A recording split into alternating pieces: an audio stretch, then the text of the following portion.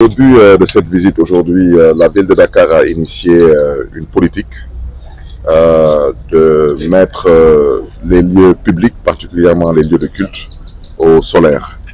Et l'objectif, lors de notre campagne, on avait promis de travailler à ce que Dakar soit une ville moderne et une ville intelligente.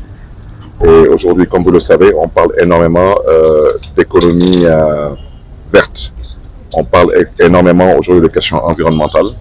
Et aujourd'hui, nous sommes venus à la cathédrale pour constater le visu, l'avancement donc des travaux de l'installation du champ solaire qui permettra éventuellement, par la grâce de Dieu, à cet édifice historique, emblématique de Dakar,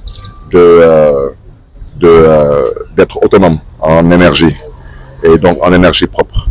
Et entre autres aussi, j'ai eu plaisir avec le curé de l'église à visiter la grotte qui se trouve derrière nous et en même temps aussi visiter aussi la crypte de la cathédrale, donc qui est un endroit réservé au culte et qui, comme vous le savez, nous sommes en centre-ville, donc qui était toujours inondé par des remontées de la nappe phréatique.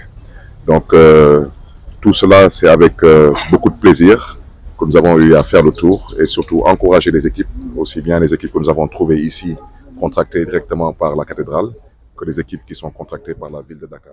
Au cours du projet, je rappelle qu'il y a plus de 300 lieux publics à Dakar.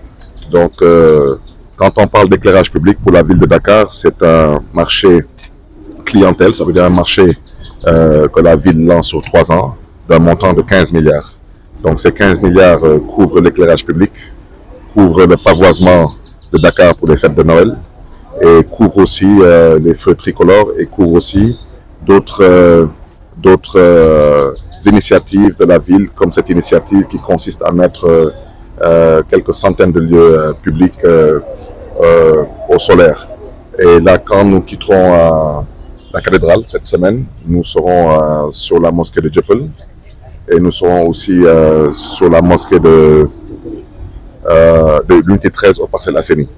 Et pour cette année-ci aussi, nous comptons mettre d'autres sites, donc des lieux de culte au solaire, en l'occurrence la grande mosquée de Dakar, la mosquée Massalikul Jinan, la mosquée omarienne, ainsi que la mosquée de Layène à Cambérène.